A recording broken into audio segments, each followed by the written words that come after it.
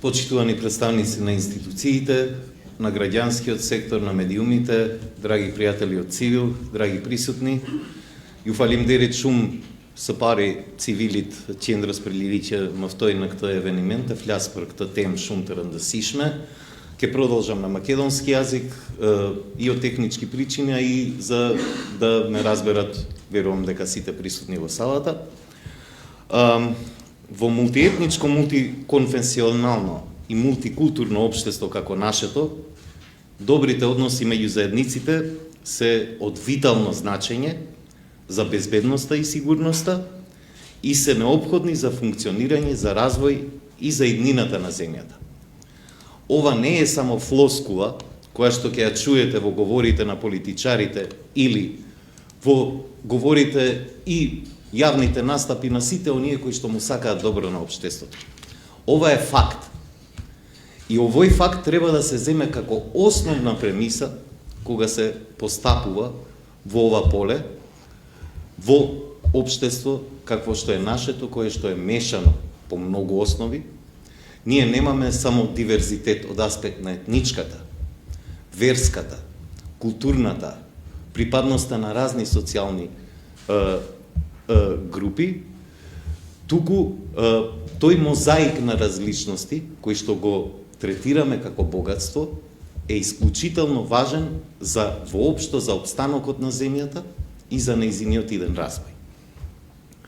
Последниве неколку години можеме да констатираме дека генерално земјава бележи напредок во човековите права и подобри односи меѓу заедниците, зашто придонесуваат и придонесоа многу институции на национално и на локално ниво, политички актери, граѓански организации, медиуми, а и самите граѓани, кои што пред неколку години, обидувајќи се да сменат една недемократска и автократска власт, која што создаваше поделби, сериозни поделби и поларизација меѓу граѓаните, што кулминираше со крвавиот упад во собранието на 27 април 2017 година, граѓаните и дадоа легитимитет на оваа опција, која што сака да негува едно општество на сите, за сите, која што сака да негува добри односи меѓу заедниците и која што сака заедништво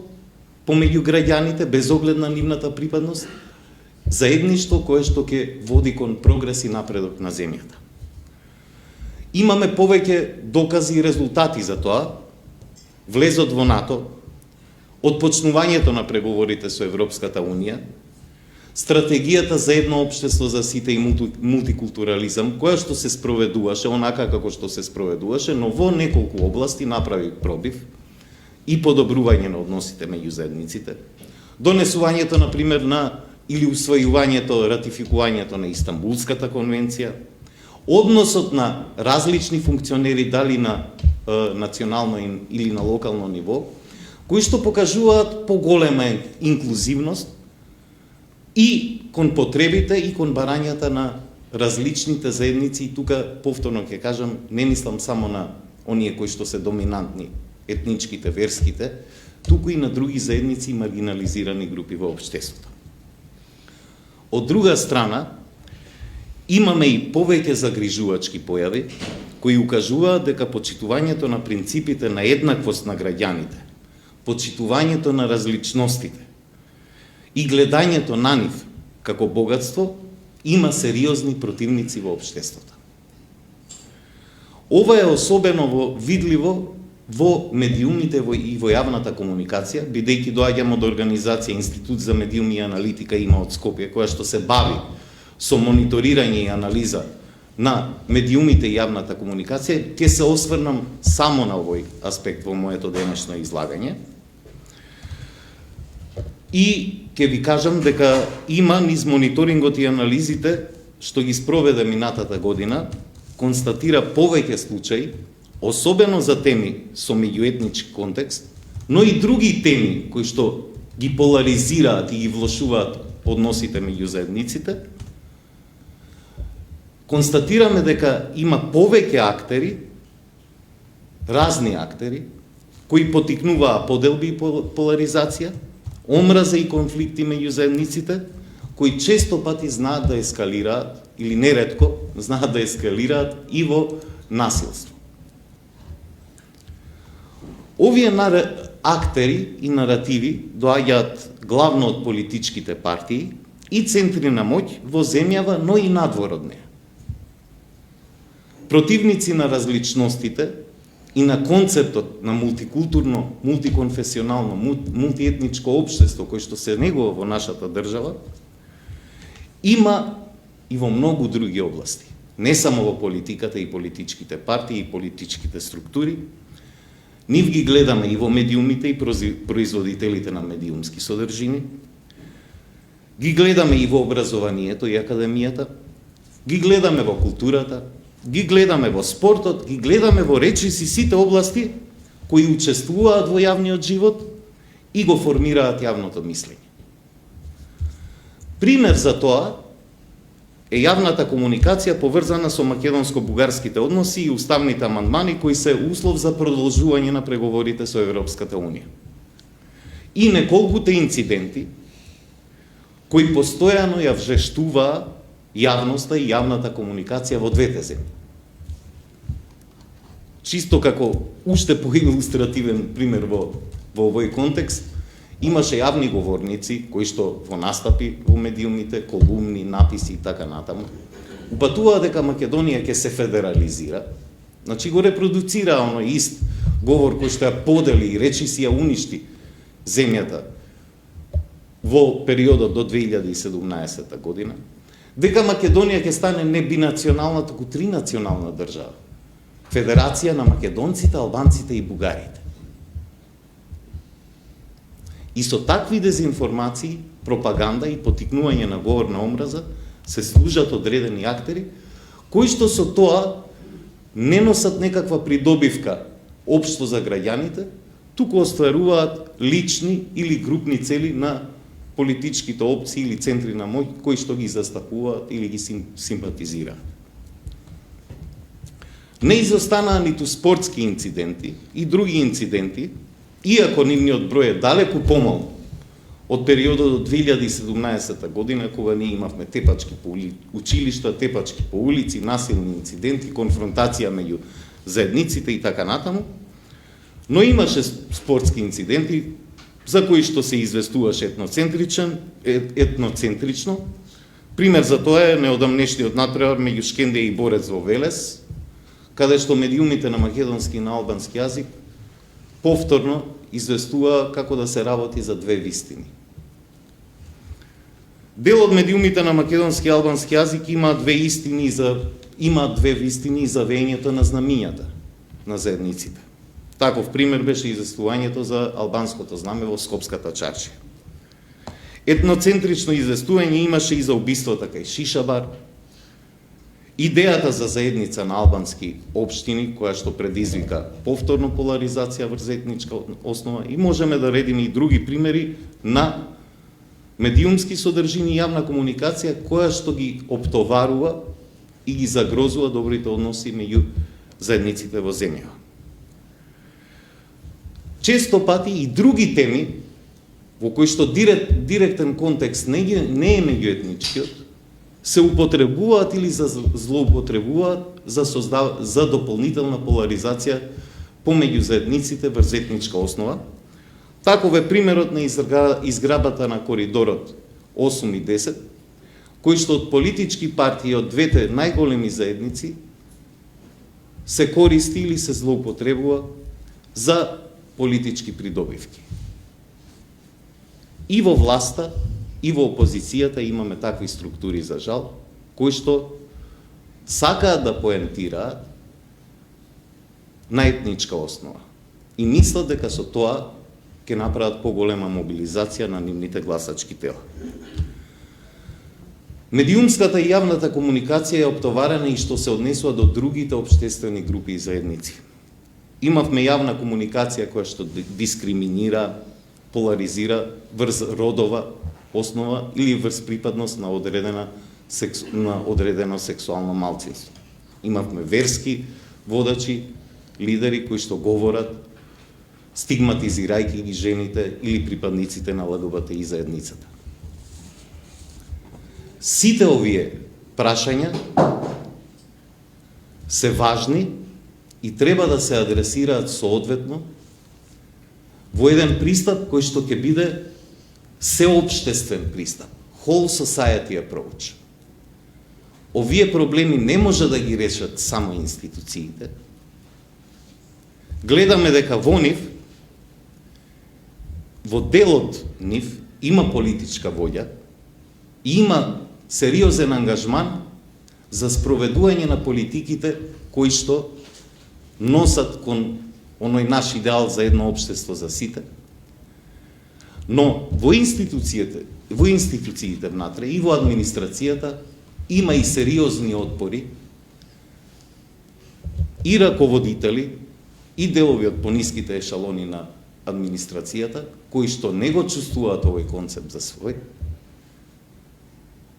или ги застапуваат политичките идеи и концепти на нивните политички партии кои што ги делегирале или вработиле во јавната администрација, за кои што концептот на едно општество за сите е опасност, бидејќи допира до суштината на нивно постоење. Ако се реализира тој концепт, тогаш голем дел од политиките на тие политички опции ќе паднат во вода. А тоа се политики кои што се базираат на етноцентризам и етнонационализам. Институциите се една работа, но политичките партии, како главни производители на дискурсот на поделби и на поларизацијата, сносат голема вина, но имаат и голем потенцијал да ја сменат оваа слика за која што зборуваме денес. Имаме политички партии во земјава кои што продуцираат постојано наративи на поделба и наративи на етнонационализам. Ние видовме дека дури и опозицијата за време на локалните избори, на минатите локални избори, кога создаде мултиетничка коалиција која што имаше против тежа на мултиетничката коалиција на политичките представници кои што се во власта на национално ниво, тој дискурс придонесе за сериозно намалување на меѓуетничката конфронтација и поларизација во земја. Што значи тоа? Дека кога сакаат, политичките партии, како со копче, можат да ги угасат овие наративи на поделби и да продуцираат еден поконструктивен дискурс. Секако дека, за жал, таа ситуација, која што мислам дека е мощно продуктивна за земја, да имаме политички опции кои што се мултиетнички од двете страни на политичкиот спектар, и од левиот и од десниот, дека таква ситуација ќе придонесе многу за консолидација на земјава, но за жал гледаме дека денес политичките партии може да зборуваат едно, да бидат конструктивни, да имаат мултиетничка коалиција, утре може да прават нешто друго и да ги злоупотребуваат повторно наративите на етнонационализмот за создавање конфронтации, но мислам дека е клучно политичката воља да биде на страната на овој концепт, а политичките партии да ги водат битките меѓу себе во други исто така важни области во општеството. Правда и еднаквост мора да има секаде и за секого. Голем дел од граѓаните имаат чувство на разочарување и сметаат дека правдата не е еднаква за сите. Ова го констатираат и представници на институциите и представници на опозицијата. Ние мораме да дојдеме до општествен консензус и во јавната комуникација, но и во дејствувањето на актерите, во кои што овие прашања ќе станат важни. Институциите треба да бидат поконзистентни во спроведувањето на стратегијата за едно општество, односно за мултикултурализам и интеркултурализам. Имам чувство дека дали поради глобалните случувања или други важни политички теми кои што се случуваа во земјава, некако како овој концепт да не е веќе меѓу врвните приоритети во земјата. Него го туркаат одредени представници на одредени институции, сериозно, но не е дел од приоритетите како што тоа беше пред неколку години. А ова прашање, ако веќе оценуваме дека мултиетничноста, мултикултурноста на ова општество е факт и дека треба постојано да работиме за да ги зачуваме и да ги унапредуваме односите меѓу заедниците, постојано и институциите треба да создаваат и можности, и проекти, и акции во оваа насока. Треба по-конзистентно и поефикасно справување со дезинформациите и говорот на омраза, кои што сериозно влијаат во јавната комуникација и ги нарушуваат односите меѓу заедниците. Тука пред се мислам и на институциите и на политичките актери. Од една страна транспарентноста, која што треба да ја обезбедат институциите, и стратешкиот пристап во борбата против дезинформациите и говорот на омраза. Не само владините институции или државните институции кои што се под капа на власта, туку мислам и на правосудството, кое што се покажува прилично неажурно во овој аспект. Овие прашања нарушуваат безбедноста на државата и затоа треба да се соодветно да се третираат и од безбедносните органи. Медиумите, особено оние на онлайн и на социјалните мрежи, треба да бидат далеку повнимателни и попрофесионални во производството на медиумски содржини, кои што имаат некаков меѓуетнички или меѓукултурен контекст или допираат до правата на различните заедници. За жал не го гледаме тоа и тука треба да профункционираат и внатрередакцијските механизми и саморегулаторните механизми. Секако дека важно е инклузивното образование. Нашата земја веќе години наназад има повеќе проекти поддржани и од меѓународни организации, но поддржани и од самата држава кои што работат на ова поле, но ние треба да го забрзаме тој процес и да ги елиминираме физичките бариери и временските бариери за кои што зборуваше координаторот Ала Ѓозовски во училиштата, поделбите по спратови, по смени, едните попладне, другите сабајле, поделбите по крила на училишта, лево крило за албанците, десно крило за македонците. Но не само тие бариери, туку и бариерите кои што се создаваат преку наставните планови и програми, и во школските активности, и во воншколските активности. Ние имаме големи потенцијали и можности да реализираме такви активности кои што ќе придонесат за зближување на заедниците, меѓусебно познавање и препознавање, и уважување и почитување. За жал, ова се сложени процеси кои што бараат повеќе време, но бараат и поголем ангажман, а и зголемување на капацитетите внатре во образовниот процес. Тука ќе застанам, ова се важни аспекти за јавната комуникација меѓу заедниците, кои што влијаат сериозно на односите помеѓу нив, и мислам дека сите општествени актери кои што влијаат во јавната комуникација и јавниот живот, може да направат многу повеќе за ние да имаме уште подобри односи меѓу заедниците и да не бидеме толку фрагилни и кршливи, за да може да не помести еден инцидент или еден настан или еден општествен процес. Ви благодарам. Ти благодарам, Петрит.